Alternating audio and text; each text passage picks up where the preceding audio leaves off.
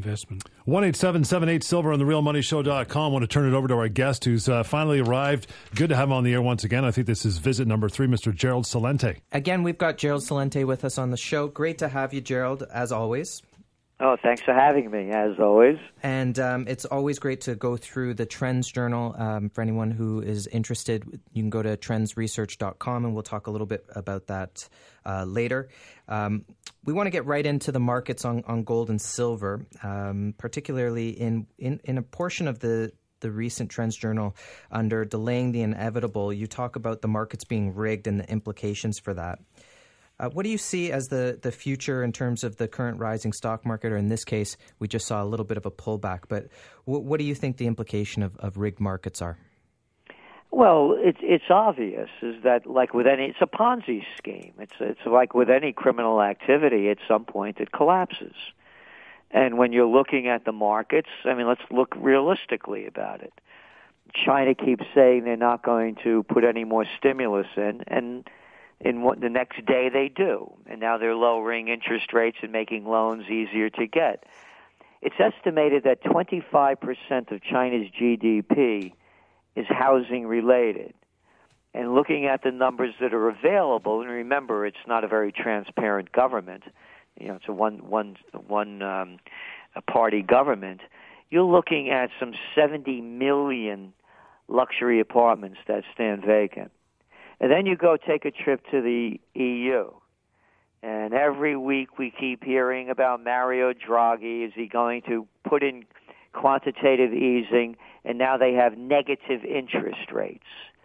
Take a look over here in the United States. They haven't raised interest rates since 2006. So the whole thing is a Ponzi scheme. It's being pumped up with cheap money, and where is the cheap money going?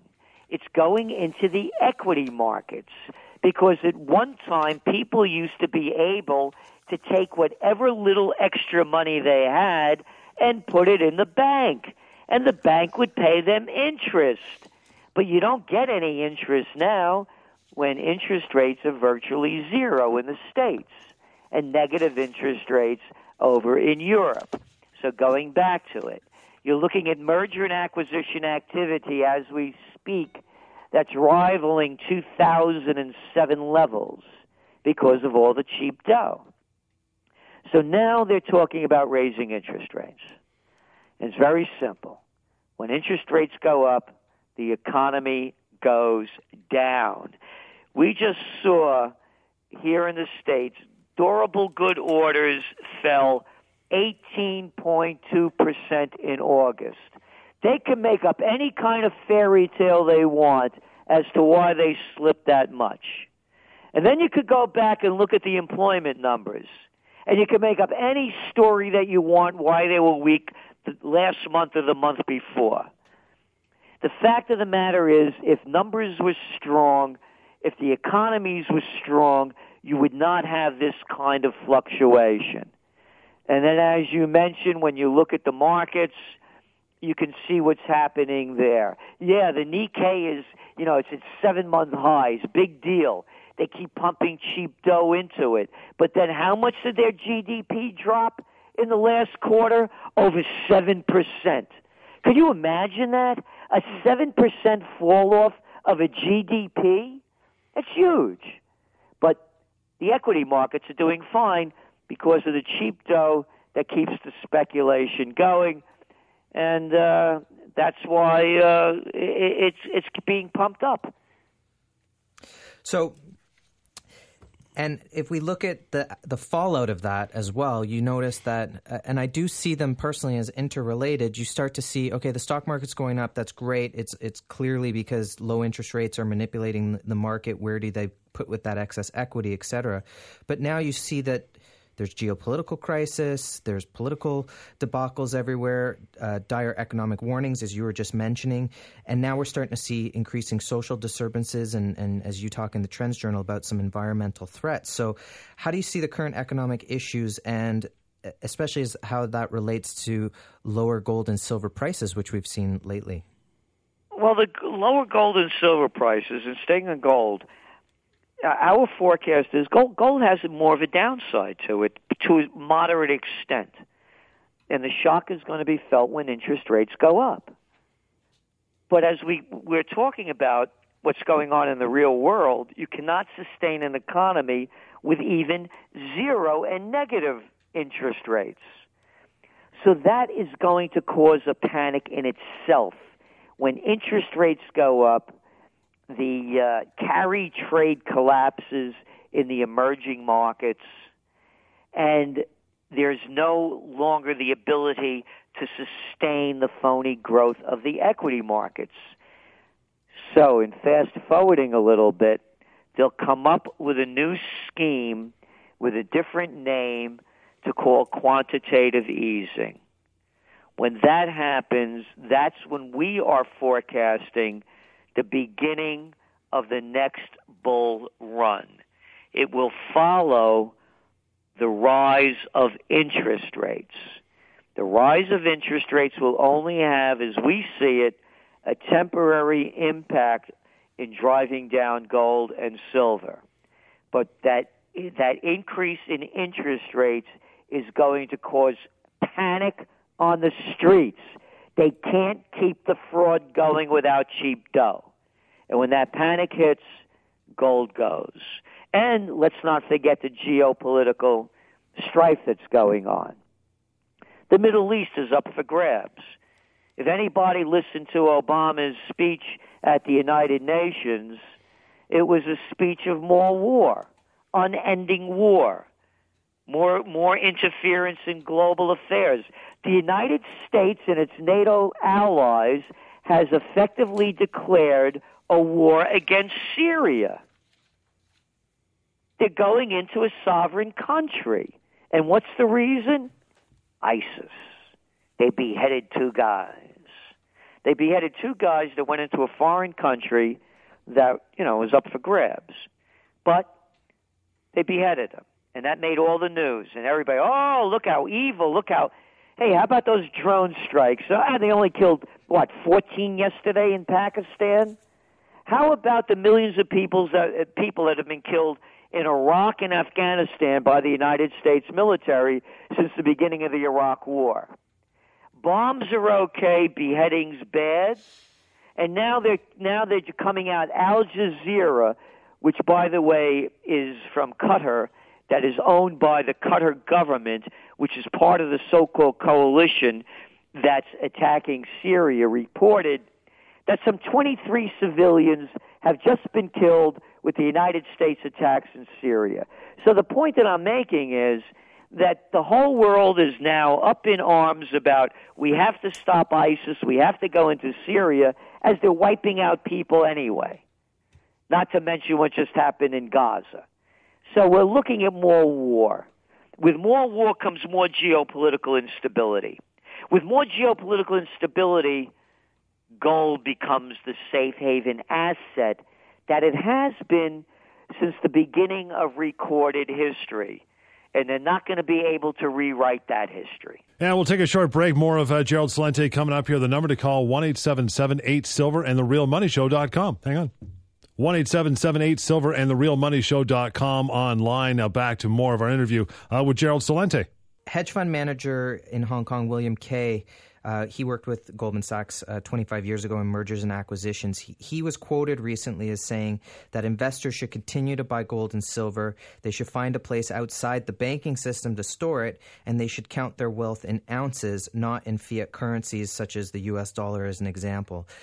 Because the day will come very, very soon, and that investors will be happy that they made that investment in gold and silver. What do you think of his statement, and I guess how that relates to these geopolitical strife that's going on?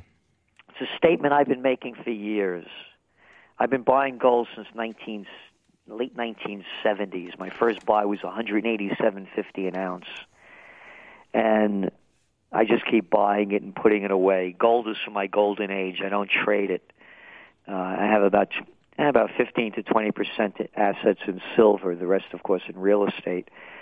But even that, the real estate I buy for passion and joy and creating beauty, not the profit opportunity only. So to me, is why would anybody want to own dollars or euros or yuan when they're just paper currencies based on nothing and backed by nothing? And again, I'm old enough to remember when Richard Nixon took us off the gold standard. And the rationale at that time, and remember, this is 1971. World War II only ends in 1945. The United States was still at its peak. And they could get away with saying that the strength of the dollar is based on the strength of the United States. Well, that's no longer true anymore in terms of economy. Not when we're over $17 trillion in debt and continue going deeper. So to me, I don't give financial advice. Only for myself, I keep buying gold and silver, and I have all my retirement into it. And as far as putting it in the banks, I've written in the TrendsJournal the horror stories I've had trying to get money out of banks when financial conditions became unstable. And if anybody needs a little recounting in history, go back to 1933 when they called a bank holiday. Isn't that a nice word? Isn't that a wonderful word, holiday? A day to screw you. A day to tell you can't get your money out. A holiday. Your holiday from you being able to take what's yours. And what did they do? They made the American people turn in all their gold certificates, bullion, coins. And what did they do? They made them sell it, what was it, like $22 or $20, $22.62 or something. And after they got all the gold in, or they thought they did, they repegged the price of gold at $35 an ounce. How's that to shaft you out of 70% of your spending power? They devalued the dollar. So to me is, why would you give something so valuable for someone else to hold? If you don't have it, it's not yours. And I could keep going on with the stories. 9/11, tried to get my money out of the out of CDs and turn it into gold, and I couldn't get it out because Wall Street was closed. Sorry, Mr. Celente, certificates of deposit of financial instruments. But don't worry, when Wall Street reopens a week later, you'll be able to get your money if it's still there. So again, this is an old story. If you don't have it, you don't own it. And why would you? And to me, again, only speaking for myself, I do not give financial advice. Gold and silver are the investments for me. Again, I buy the real estate I buy is historic real estate. I don't buy on speculation. I want to get into some of the things that are happening for you in terms of events, but I do have a question. Seeing as you're a friend from the South here in the United States, there's a great quote from Winston Churchill. He says, "The United States never fail to do the right thing after they've exhausted all other possibilities." And with Barack Obama's rating being at the lowest approval rating, do you think that the U.S. can eventually make some good decisions here?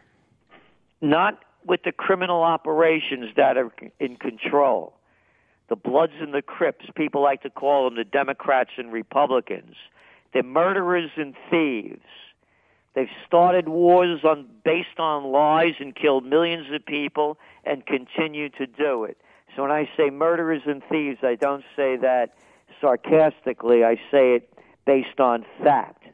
And thieves because they keep stealing all our money in the names of too big to fail and taxes, to keep doing dirty deals, to keep pumping up their buddies, keeping the Ponzi schemes going, deregulating the society so the money is in the hands of the few, and the opportunities and entrepreneurial opportunities are all but disappearing. So the word justice now in America means just us.